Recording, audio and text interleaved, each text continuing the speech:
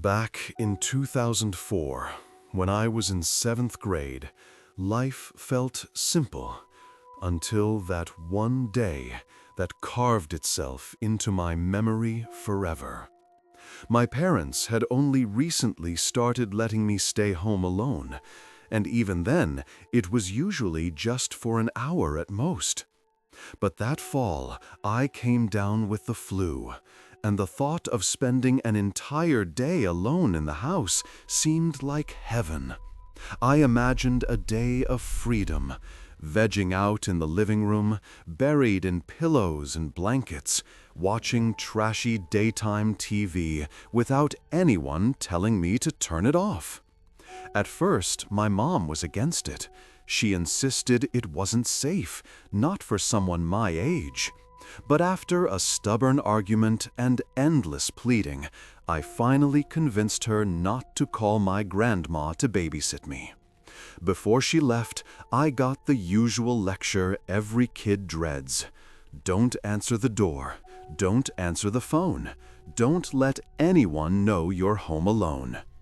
I nodded, barely listening, too focused on the thought of having the house to myself. The day began exactly as I had imagined. I set up camp in front of the flat screen with tea, crackers, a mountain of pillows, and the thick warmth of a blanket. Soon enough, the hum of the TV pulled me into a light, feverish sleep. And then, something shattered. The sound jolted me upright. My heart hammered as my foggy brain caught up. The glass thermometer ornament that hung on the front porch, it had fallen, exploding into shards against the concrete. But almost immediately, I realized that wasn't what truly terrified me. From beyond the door came a noise, a scraping, metallic, deliberate. It was coming from the screen door, right at the knob. Someone was trying to get in. I froze, every inch of me burning with fever and dread. Then came the violent thud of the screen door being thrown open, followed by a body slamming hard into the wooden front door. The whole frame rattled, shaking as if it might burst off its hinges. I scrambled for cover, diving behind the couch. But in my panic, my ribs caught awkwardly against the top edge, leaving half of me exposed while the other half was hidden. I was stuck. Slam after slam shook the house. On the fourth, the front door burst open, wood splintering as it gave way. And then I saw him. A massive man filled the doorway, wearing camo pants and a dark jacket. He froze when his eyes locked with mine. His presence swallowed the room, towering, immovable, a storm made flesh. For a heartbeat, no, for what felt like eternity, neither of us moved. The air between us was heavy, charged, as though the whole house was holding its breath. Instinct kicked in. I opened my mouth and screamed, a raw, piercing, blood-curdling scream that cut through the air like a blade. And it worked. The man's expression shifted, his face twisting as he spun on his heel and bolted back through the ruined door. His heavy footsteps pounded the porch, fading into silence. I struggled free from the couch and lunged for the house phone. Back then, we still had one of those. My hands shook violently as I dialed my stepdad. When he hung up on me mid-sentence, my panic multiplied. I ran to the bathroom, locked the door, and pressed myself against the cool tile, convinced the man would come back. It felt like forever before I finally heard voices outside the bathroom. My stepdad, my mom, and other voices too. When I cracked the door open, 2 police officers stood in my living room. My stepdad explained he'd hung up on me only to call 911. Relief hit me so hard, I nearly collapsed. I told them everything, every sound, every detail of the man's clothing. The police explained there had been a string of break-ins in the area. They believed he thought the house was empty, just another easy target. But he hadn't expected me. And while they searched the neighborhood, they never caught him. I lived in that house until I was 21. From 7th grade to adulthood, I never saw him again. No one ever tried to break down our door after that. But the memory remained, etched into me like a scar. The sight of that man's eyes boring into mine, the sound of the door shattering, it never left me. And sometimes, when I lie awake at night, I wonder, what if I hadn't screamed? What if he hadn't run? What if he had stepped further into that room? Those thoughts have stayed with me for decades, because deep down I know one truth. If fear hadn't saved me that day, nothing else would have.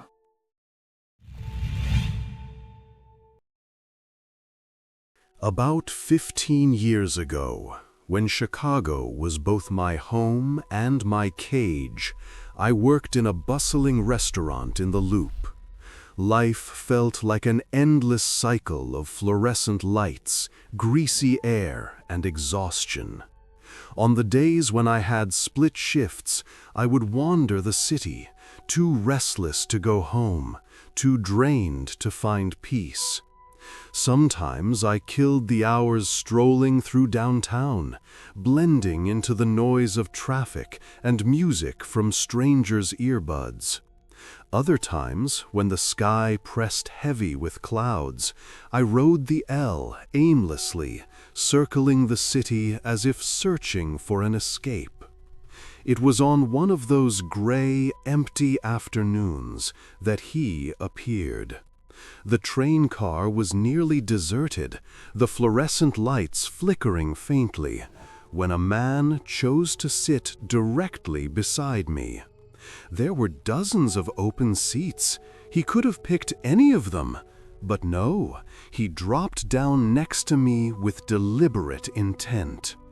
At first glance, he seemed unremarkable. Mid to late 20s, average clothes, average face. But then, without warning, he let out a monstrous sneeze that echoed through the car. Heads turned, eyes lingered. And then, with the same hand he had just sneezed into, he extended it toward me for a handshake. That was the moment something shifted.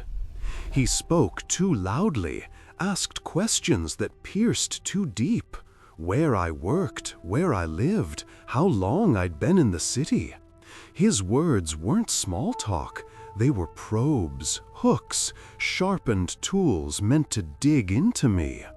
His voice carried, drawing subtle attention from the handful of passengers who pretended not to watch.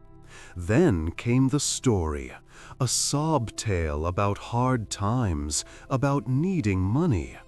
But his crisp clothes, his well-kept appearance betrayed the lie. When I refused him cash, he leaned in, eyes cold, and whispered something I'll never forget. Listen, I have ways of getting what I want. Every hair on my body rose.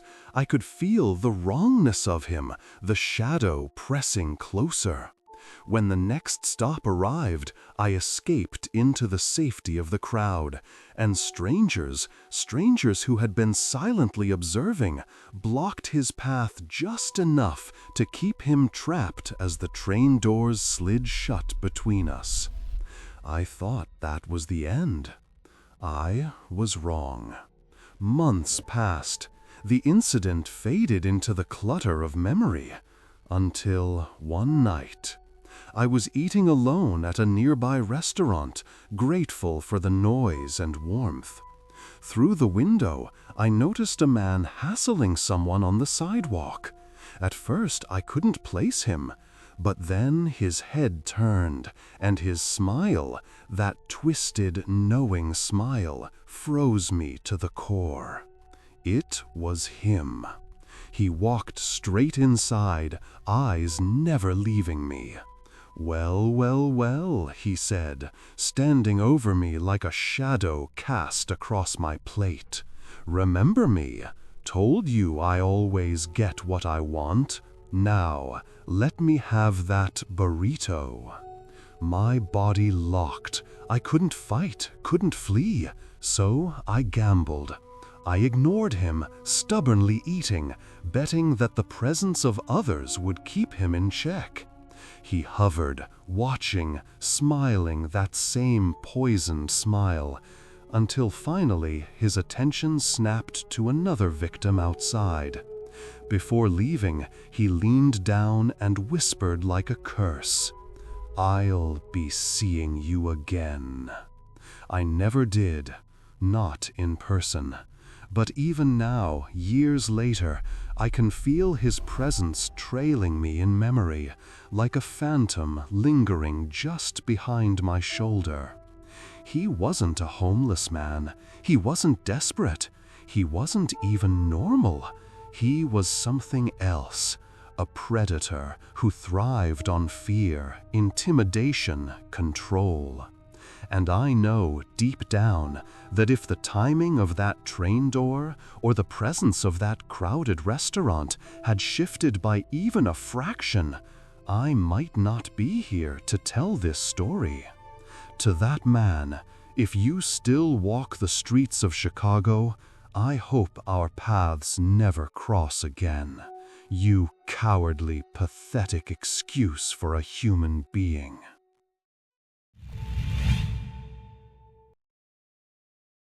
When I look back to the summer of 2015, one night stands out and still makes my skin crawl. I was 21 then, freshly out of a bad relationship, trying to find my feet in a new city. I was raw, lonely, and a little reckless. Like a lot of people in that place, I turned to dating apps for something to fill the quiet. Not love, just company. A body next to mine for an evening to stall the emptiness. That's how I met Simon. His profile said 25, long hair, retro vibe. He played in a band, at least that's what he claimed, and sent me their music. Odd, mismatched, a little off, but intriguing enough to keep messaging. We texted casually for a few days, then he ghosted. I assumed that was the end. A few days later, at work, my phone buzzed. Simon apologized for disappearing and invited me to a barbecue at the house he shared with his bandmates. He said their band manager had arranged the place. The story sounded convenient and slightly cinematic, exactly the kind of thing people invent online, but I shrugged it off. I wanted out of my room and the algorithmic loneliness. Fresh air and strangers at a backyard felt safer than another night scrolling alone. I told him I didn't want to go inside a stranger's house without meeting first. He promised the party would be outside, he said. That sealed it. Summer nights feel safe. Kids laugh in backyards, neighbors grill. The world smells like smoke and salt, and nothing dangerous. I told myself I'd stay in the yard, no exceptions. I even didn't drink much water at work to avoid going inside. I'd stay outside. We planned to meet at a train station. When I arrived, he wasn't there. He texted that he was late and told me to start walking toward the neighborhood. Halfway through the parking lot, I saw him. Long hair, flared jeans, unmistakable posture. But as he drew closer, the picture in my head warped. He looked older, 5, 10 years older. Rough lines in his face, a slouch like life had already scraped him raw. He swayed, smelling of beer and the cheap residue of a night that had started too early. Red flags popped up like warning lights, but I pushed them down. I told myself to stop judging appearances. I was here to meet, not to pick apart profiles. We walked to the house. The neighborhood didn't allow a simple shortcut to the yard. You had to go inside. He opened the door, and before I could flinch, he locked it behind us. Deliberate, loud, the bolt sliding home with a click that made my throat tighten. He said people lock up out of habit. He gave me a tour, pride in his voice, but the rooms didn't match the story of young musicians. The common areas looked like they belonged to someone else's Pinterest board. Floral cushions, neatly arranged candles, a kind of careful domesticity that didn't belong to a band house. When we reached the kitchen, I looked through the window toward the backyard. Blank. No grill, no string lights, no people. The silence there tasted wrong. "Where is everyone?" I asked. He laughed it off. They were running late, vans stuck in traffic. He lied, and I felt it in the shallow rise of my chest. He offered me a beer. I refused, said I had to work early. He smiled in a way that didn't reach his eyes and suggested we go to the basement, the studio. It was the phrase that made my stomach turn. "We record down there," he said. "Come see." I said no. I hate basements, I lied. He was persistent, easy, and polite until he wasn't. He leaned in and made it sound casual, normal. "Just take a minute, come on." The stairs to the basement sighed under our feet, and we descended into a dim, low-ceilinged room that smelled like old carpet and stale breath. There was a couch, a TV, exercise equipment, and then there was the door. It wasn't a studio door. It was a heavy metal slab, like the entrance to a commercial walk-in freezer. Cold, industrial, out of place in any house. When it swung open, it revealed a small, soundproofed room, not a proper studio, but a cramped box. No drum kits, no mixing boards. Instead, mattress toppers were haphazardly tacked to the walls, an attempt at acoustic treatment that spoke of improvisation and secrecy more than artistry. The room felt claustrophobic, like the inside of a chest. Every cell in me froze. My instincts screamed, "Leave." The way he lingered near the door, his eyes on me like a hunter cataloging corners of escape, felt patient and practiced. I laughed too loudly, coughed out a nervous "maybe later," and bolted up the stairs. He followed, casual questions trailing behind him. I told him I needed air. I couldn't make my voice steady. My only goal was outside. On the main floor, I suggested the store, a reason to get him out of the house. He agreed, almost too readily, and walked me there with the drunk swagger of someone who thinks he's in control. At the corner shop, I ducked into a drugstore across the street, palms shaking as I tried to figure out my next move. He waited outside, watching my reflection through the window like a predator marking prey. When a small group left the store, I walked with them and turned to him in a loud voice. "I'm leaving. Don't follow me." He hesitated, a standoff on the sidewalk, and then, after a long, tense second, he turned and walked away. That night, his profile was gone. Blocked, deleted, or scrubbed, I don't know which. For years, I told myself it was a creepy encounter, and nothing more. He'd been calculated, sure, but maybe harmless. I tried to be rational. I had left. I had escaped. But the truth refuses easy endings. He had been patient, practiced in the tiny manipulations that peel confidence from someone layer by layer. Promises of music, a gentle insistence on a tour, the industrial door like a line drawn between the public and something hidden behind it. I think about how easily I dismissed the flags, how I convinced myself I was overreacting because I didn't want to give fear the last word.